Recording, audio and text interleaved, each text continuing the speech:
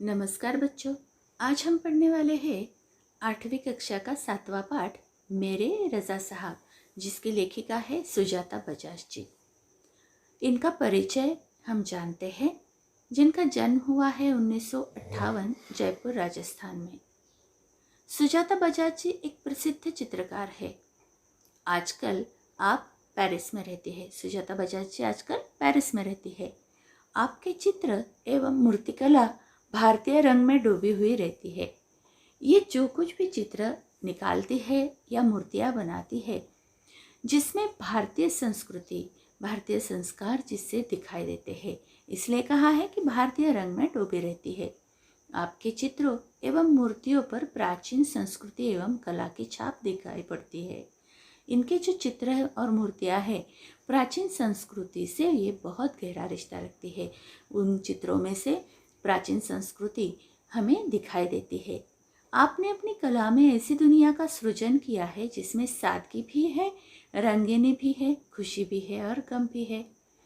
इन्होंने इनकी कला कौन सी, तो चित्रकला और मूर्तिकला, इसमें ऐसी दुनिया का सृजन किया है। सृजन करना यानी निर्मित करना, कि इनके सारे चित्र और मूर्तियाँ देखी जाए तो उसमें से हमें बहुत खुशी भी मिलती है, जिसमें हमें गम भी दिखाई देता है, जिसमें सादगी भी है और रंगीनी भी है। क्योंकि चित्र तो रंग बिरंगे होते हैं, हर एक भावनाओं को प्रकट करने का माध्यम चित्र होते हैं, और इसलिए इन सारी चीज़ों को हम सुजाता जी की चित्रों से देखे जा सकते हैं। इनकी प्रमुख कृतियाँ है सुजाता जी द्वारा बनाए गए गणेश जी की चित्रों पर आधारित एक पुस्तक प्रकाशित। तो इनकी कृतियों में से एक पुस्तक प्रकाशित है जो गणेश जी के चित्रों पर आधारित है। इस पाठ में क्या है, तो ये गद्य संबंधी से जानते हैं। प्रस्तुत पाठ में प्रसिद्ध चित्रकार सैयद हैदर रजा के बारे में लेखिका सुजाता बजाज ने अपने संस्मरण लिखे हैं। संस्मरण यानी यादें, कि रजा साहब और सुजाता जी ये दोनों ही बहुत करीबी स्नेही थे, बहुत अच्छे मित्र थे, बहुत अच्छा पिता और पुत्री जैसा रिश्ता इनका था। और इस रिश्ते को इस पाठ के माध्यम से हमारे सामने उन्होंने लाया है। और उन्होंने इनके बारे में जो यादें लिखी है, संस्मरण लिखी है, उसमें उन्होंने बताया है कि रजा साहब का कैसा स्वभाव था। तो रजा साहब के सर्वधर्म समभाव, मानव मात्र से प्रेम, युवा कलाकारों को प्रोत्साहन, उनकी जिज्ञासु वृत्ति यानी जानने की वृत्ति, ज्ञान प्राप्त करने की वृत्ति, कृतियों के प्रति लगाव आदि गुणों को दर्शाया गया है। इस पाठ में एक सच्चे कलाकार के दर्शन होते हैं।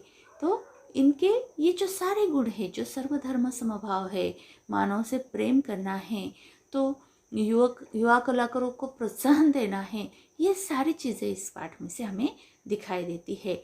तो यहाँ हमें एक सच्चा कलाकार जो है दिखाई देता है। अब आते हैं पाठ की तरफ। 23 जुलाई सुबह सुबह समाचार मिला, रजा साहब नहीं रहे, और वह सुनते ही मानस पटेल पर यादों की एक कतार से लग गई। 23 जुलाई की सुबह समाचार मिला कि रजा साहब नहीं रहे, और वो सुनते ही उनके मन में ऐसी अनेक यादें रजा साहब की उभर आई। कतार से लग गई, लाइन लगना, मानस पटेल पर यानी मन पर। उनके मन में ऐसी अनेक यादों की कतार से लग गई।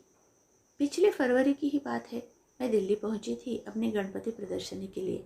सोच रही थी कि रजा साहब शायद अपनी व्हील चेयर पर मेरी प्रदर्शनी के उद्घाटन के अवसर पर आ जाए, पर उस रात कुछ अनहोनी सी हुई। उस रात रजा साहब सपने में आए, मुझे उठाया, हमने बातें की, शो के लिए मुझे उन्होंने शुभकामनाएं दी और कहने लगे, सुजाता एक बार मुझे मिलने आओ। अब मैं जाने वाला हूँ। इसके बाद तो रुकना मुश्किल था। मैं पहुँच गई उनसे मिलने। वे अस्पताल में शून्य की तरह लेटे हुए थे। मैंने उनके हाथों को छुआ, फिर सिर्फ सांस चल रही थी। अलविदा कहकर लौट आई। फरवरी की बात है। दिल्ली पहुंची थी सुजाता जी अपनी गणपति प्रदर्शनी के लिए, और सोचा था कि व्हीलचेयर पर रजा साहब प्रदर्शनी देखने आ जाएंगे उद्घाटन पर। लेकिन ऐसा नहीं हुआ, बल्कि उसी रात उन्हें सपना आया। अनहोनी होना अचानक ऐसी बात होना जो असंभव है। तो ऐसी बात हुई कि उनके सपने में रज़ा साहब आए। उन्होंने उन्हें उठाया।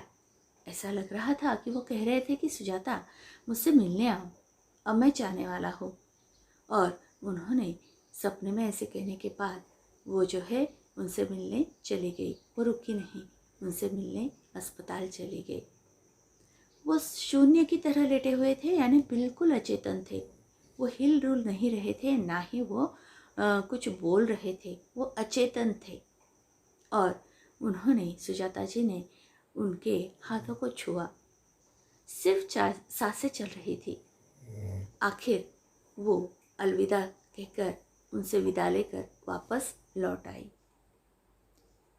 रज़ा साहब की बहुत सारी यादें सुजाता जी हमें बता रही है। वो कहती है कि रज़ा साहब अपने धर्म के साथ साथ उतने ही हिंदू और ईसाई भी थे। उनके स्टूडियो में गणपति की मूर्ति, क्रॉस, बाइबल, गीता, कुरान, उनकी माँ का एक फोटो, गांधी जी की आत्मकथा, वो भारत से लाई हुई मोगरे की कुछ सूखी मालाएं, सब एक साथ रखा रहता था। वे गणेश को भी पूजते थे और हर रविवार को सुबह चर्च भी जाते थे। रज़ा साहब सारे धर्मों को अपना मानते थे। वो सभी धर्मों का उतना ही आदर करते थे। उनके जो स्टूडियो था उनका, वहाँ सभी धर्म के जो किताबें हैं, जैसे बाइबल है, गीता है, कुरान है, वो सभी रखे हुए थे। उन्होंने वहाँ स्टूडियो में गणपति की मूर्ति भी रखी थी, वहाँ क्रॉस भी था, और यहाँ उन्होंने अपने माँ की फ़ोटो भी रखी थी। गांधी जी की आत्मकथा, भारत से कुछ यादें, लाई हुई चीज़ें और मोगरों की मालाएं रखी थी, और ये सब एक साथ रखा था। वो गणपति को भी पूजते थे और रविवार को वहाँ चर्च में भी जाते थे। इस तरह से रज़ा साहब सभी धर्मों का आदर करते थे, सभी धर्मों को मानते थे, सभी अच्छी चीज़ें वो लिया करते थे। एक दिन जहांगीर आर्ट गैलरी में प्रदर्शनी देखते हुए किसी ने कहा, अरे यह तो SL रज़ा है। मैं एकदम सावधान हो गई, क्योंकि मेरी सूची में उनका भी नाम था। रज़ा साहब के मिलने से पूर्व कैसे उनकी और सुजाता जी की भेंट हुई है, ये बताया है कि जहांगीर आर्ट गैलरी में वहाँ प्रदर्शनी देखते हुए, प्रदर्शनी लगी हुई थी और वहाँ अचानक से रज़ा साहब आ गए। तो किसी ने कहा कि अरे ये तो SH रज़ा है, क्योंकि वो माहिर, बहुत प्रसिद्ध चित्रकार है, और इस वजह से सभी लोग उनकी ओर आकर्षित हो गए। उनकी ओर वो आने पर देख रहे थे कि ये रज़ा साहब यहाँ आ गए, क्योंकि वो सुप्रसिद्ध है। और सुजाता जी की सूची में कि सुजाता जी को भी उनसे मिलना था, वो भी एक नाम था कि जिनसे बहुत ज़्यादा मिलने की चाह सुजाता जी रखती थी। तो मैंने उनके पास जाकर कहा, रज़ा साहब आपसे बात करनी है। वे देखते ही रह गए। उन्होंने मुझे इंटरव्यू दिया, बहुत सारी बातें हुई। अचानक उनसे पूछने लगे कि आप और क्या क्या करती है। मैंने कहा मैं कलाकार हूँ, पेंट करती हूँ। वे तुरंत खड़े हो गए और कहने लगे, चलो तुम्हारा काम देखते हैं। सुजाता जी और रज़ा साहब की पहली ही भेंट थी। सुजाता जी ने रज़ा साहब का इंटरव्यू लिया, यानी मुलाकात ली, साक्षात्कार किया। उनसे बहुत सारे प्रश्न पूछे, उन्हें उनकी कला के बारे में पूछा, और वो इंटरव्यू में जो उनसे आपसे जो बात हुई, तो वो देखते ही रह गए। और अचानक पूछने लगे कि इनके इंटरव्यू के बाद उन्होंने भी सुजाता जी से पूछा कि आप क्या क्या करती है। तो उन्होंने कहा मैं तो पेंट करती हूँ, और मैं पेंटिंग चित्र निकालती हूँ। तो उन्होंने कहा कि चलो तुम्हारी कलाकारी देखें। अब ये थे जहांगीर आर्ट गैलरी में मुंबई में, और इनकी कलाकारी, इनकी पेंटिंग्स थी पुणे में। मैं सोच में पड़ गई, मेरा काम तो पुणे में है। उन्होंने बताया, तो वो बोले चलो पुणे। ताज होटल के सामने से हमने टैक्सी ली और सीधे पुणे पहुँचे। उन्होंने मेरा काम देखा और फिर कहा, आपको पेरिस में आना है, आपका भविष्य बहुत उज्जवल है। आप अचानक से ये कहने लगे कि आपका काम देखते हैं। इनका काम था वहाँ पुणे में, और वहाँ पुणे में ये लोग चले गए। टैक्सी ली उन्होंने ताज होटल से और इनकी पेंटिंग्स देखकर रज़ा साहब बहुत प्रभावित हुए और उन्होंने कहा कि आप पेरिस में आइए, आपका बहुत उज्जवल भविष्य है। छोटी से छोटी बात भी उनके लिए महत्वपूर्ण हुआ करती थी। बड़ी तन्मयता और लगन के साथ करते थे वे सब कुछ। पेंटिंग बिकने के बाद पैकिंग में भी उनकी रुचि हुई करती थी। कोई इस काम में मदद करना चाहते थे तो मना करते थे, किसी को हाथ नहीं लगाने देते थे। बड़े करीने से धैर्य के साथ वे पैकिंग करते थे। तो वहाँ छोटी छोटी चीज़ों में उनकी रुचि करते थे। वो छोटी छोटी चीज़ों को महत्व देते थे और बड़ी ही लगन से और तन्मयता से, एकाग्रता से वो काम करते थे। पेंटिंग बिकने के बाद जो है वो पेंटिंग पैक करके देने में भी उनकी रुचि करती थी। कोई मदद करना चाहता था तो वो मना कर देते थे और बड़े ही करीने से यानी सलीके से, बहुत अच्छे तरीके से वो और धैर्य के साथ धीरज रखकर वो सारी पैकिंग करते थे। वो कहते थे कि लड़की ससुराल जा रही है, उसे संभाल कर भेजना है। जब वे किसी को पत्र लिखते या कुछ और लिखते तो मत पूछिए, हर शब्द हर पंक्ति को नाप तौल कर लिखते थे। फूल उन्हें बहुत प्यारे लगते थे। जब वो पैकिंग करते थे तो ऐसा करते थे कि बहुत ही सुंदर, बहुत ही अच्छा लगे सामने वाले को, क्योंकि वो कहते थे कि वो जो वस्तु है वो एक लड़की की भांति है। जैसे लड़की ससुराल जाती है और हम सारा साजो सामान उसके साथ देते हैं और बड़े प्यार से उसे भेजते हैं, उसी तरह से किसी को वस्तु भेजनी है तो वो बड़े प्यार से और बड़े संभाल कर भेजनी है। और इसीलिए वो कहते हैं कि उसे संभाल कर भेजना है। वो कभी पत्र लिखते थे या और कुछ लिखते थे तो हर एक शब्द नाप तौल कर लिखते थे, हर पंक्ति नाप तौल कर लिखते थे। उन्हें फूल बहुत प्यारे लगते थे। मुझे याद है 22 अक्टूबर 1988 को मैं लंदन में पेरिस के गार्दिनो स्टेशन पर ट्रेन से पहुंची थी। रज़ा साहब स्टेशन पर मेरा इंतज़ार कर रहे थे। ट्रेन लेट थी पर वे वही डटे रहे। मुझे मेरे हॉस्टल के कमरे में छोड़कर ही वे गए। अब 22 अक्टूबर को लंदन से पेरिस ये गार्दिनो स्टेशन पहुंची। गार्दिनो एक जगह का नाम है। तो रज़ा साहब ट्रेन लेट होने के बावजूद भी वहाँ इंतज़ार करते रहे और उन्हें सुजाता जी को हॉस्टल में पहुँचाकर ही वापस लौटे। यानी उन्होंने अपनी जिम्मेदारी से मुँह नहीं मोड़ा, कितनी ही देर हो।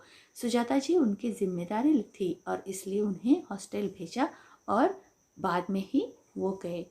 एक दिन बीमार होकर अपने कमरे में पड़ी थी। रात 11 बजे रज़ा साहब मेरे लिए दवा भारतीय रेस्टोरेंट से खाना पैक करवा कर पहुँच गए। मेरे घर वालों को फ़ोन करके कहा, आप लोग चिंता न करें, मैं हूँ पेरिस में। सुजाता जी चिंता करने के लिए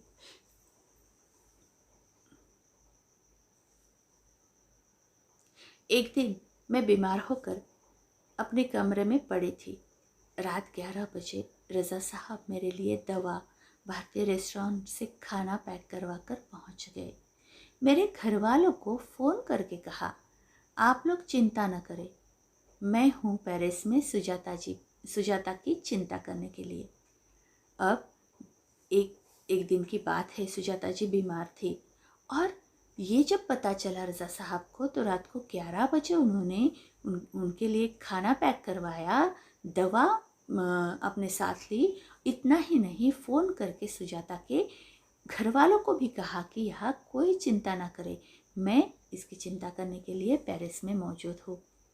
हर बार जब मैं या रज़ा साहब पेंटिंग पूरी करते तो सबसे पहले एक दूसरे को दिखाते। दोनों एक दूसरे के ईमानदार समालोचक थे। हमने मुंबई, लंदन, पेरिस और न्यूयॉर्क में साथ साथ प्रदर्शनियाँ की, पर कभी कोई विवाद नहीं हुआ।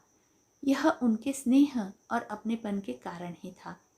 जब ये हर बार पेंटिंग करती थी तो रज़ा साहब को दिखाती थी और रज़ा साहब पेंटिंग पूरी करते थे तो उन्हें दिखाते थे। दोनों ही एक दूसरे की अच्छे समाचार, ईमानदार समालोचक थे। समालोचक यानी क्या कि टीका टिप्पणी करना कि अगर हमारी इसमें कलाकारी में, हमारे पेंटिंग में कुछ कमी है तो वो बताना, आज सही सही बताना।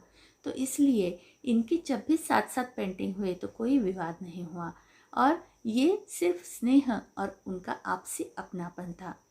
हिंदी उर्दू तो वो हमेशा से ही बहुत अच्छी रही। अंग्रेजी फ्रेंच भी वे बहुत अच्छी लिखते थे। कविताओं से बहुत प्यार था उन्हें। शेर, गज़ल, पुराने हिंदी फिल्मी गाने बड़े प्यार से सुनते थे। एक डायरी रखते थे अपने पास, हर सुंदर चीज़ को लिख लिया करते थे। मेरी बेटी हेलेना बहुत खूबसूरत हिंदी बोलती थी, तो उन्हें बहुत गर्व होता था। वे हमेशा उसके साथ शुद्ध हिंदी में ही बात करते थे। यहाँ रज़ा साहब हिंदी और उर्दू हमेशा अच्छे बोलते थे, लेकिन साथ ही साथ अंग्रेज़ी और फ्रेंच भी वो अच्छी तरह से लिख भी लेते थे। कविताओं से तो प्यार था ही उन्हें, लेकिन शेर और गज़ल भी बड़े अच्छी तरह से उन्हें पसंद थे। इतना ही नहीं तो फिल्मी गाने भी बड़े प्यार से सुनते थे। वो हमेशा अपनी छोटी छोटी बातें एक डायरी में लिखा करते थे, और हर एक सुंदर चीज़ उसमें वो लिख के रखते थे। सुजाता की बेटी थी हेलेना, और वो बहुत अच्छी हिंदी बोलती थी, और उसके साथ रज़ा साहब हमेशा शुद्ध हिंदी में बोला करते थे। रज़ा साहब को अच्छा खाने का बहुत शौक था, पर दाल चावल रोटी आलू की सब्जी में जैसे उनकी जान अटकी रहती थी। मैं हफ्ते में एक बार भारतीय शाकाहारी खाना बनाकर भेजती थी उनके लिए, उनके फ्रांसीसी दोस्तों के लिए। रज़ा साहब खाने के भी बहुत शौकीन थे, और दाल चावल और रोटी और आलू की सब्जी उन्हें बहुत ज़्यादा पसंद थी, जी जान से पसंद थी। जान अटकी थी यानी बहुत वो पसंद थी, बहुत ज़्यादा करीब थी। और हफ्ते में एक बार वो भारतीय शाकाहारी खाना रज़ा साहब और उनके फ्रांसीसी दोस्तों के लिए ज़रूर भेजा करती थी। रज़ा साहब के कुछ पुराने फ्रांसीसी दोस्तों को उनके बारे में जाने की खबर दी, तो फिर से एक बार उनकी दीवारों पर रज़ा साहब की काफ़ी सारी कृतियाँ देखने का मौका मिल गया। मैं हमेशा कहती थी, रज़ा साहब आप मेरे एंजल गार्जियन हैं, तो मुस्कुरा देते। सन 2000 के बाद वे कहते कि क्यों अब हमारी भूमिका बदल गई है, तुम मेरे एंजल गार्जियन हो, अब मैं नहीं। रज़ा साहब के कुछ फ्रांसीसी दोस्तों को उन्होंने रज़ा साहब के जाने की खबर दे दी, और उसके बाद फिर से उनकी कुछ प्रदर्शनियाँ उनकी याद में लगी, तो फिर उनकी कृतियाँ दीवारों पर टांगे गई। इसलिए सुजाता जी कहती है कि फिर से एक बार उनकी दीवारों पर कृतियाँ, काफ़ी सारी कृतियाँ देखने का मौका मिल गया। वो हमेशा कहती थी कि रज़ा साहब आप मेरे एंजल गार्जियन हैं, यानी आप मेरे रक्षक दूत हैं। लेकिन 2000 के बाद जब रज़ा साहब थक गए और सुजाता जी उनकी देखभाल करती, तो वो कहते हैं कि अब हमारी भूमिका बदल गई, अब तुम मेरी जिम्मेदारी लेती हो, तुम मेरा ख्याल रखती हो, अब तुम मेरी एंजल गार्जियन हो, अब मैं नहीं। इस तरह से सुजाता को रज़ा साहब की बहुत सारी यादें सिमट आई, घेर आई, और उन्होंने अपने इस संस्मरण में रज़ा साहब की वो सारी यादें लिखी है हमारे लिए, जो उन दोनों के रिश्तों को हमारे सामने रखती है। उन दोनों के बहुत खूबसूरत स्नेह, अपनेपन और रज़ा साहब का स्वभाव, उनकी मानसिकता, उनकी कलाकारी, उनकी आदतें, वो सारी चीज़ें जो है हमारे सामने इस पाठ के माध्यम से सुजाता जी ने बहुत ही खूबसूरती से रखी है कि रिश्ता हो तो ऐसा हो कि किस तरह से दोनों ही एक दूसरे को एंजल गार्जियन कहते हैं, किस तरह से दोनों ही जिम्मेदारी उठाते हैं, किस तरह से दोनों ही एक दूसरे को अच्छी तरह से ख्याल रखते हैं। तो बच्चों, ये पाठ अच्छी तरह से पढ़ो और बाद में ही इसका स्वाध्याय आपको करना है।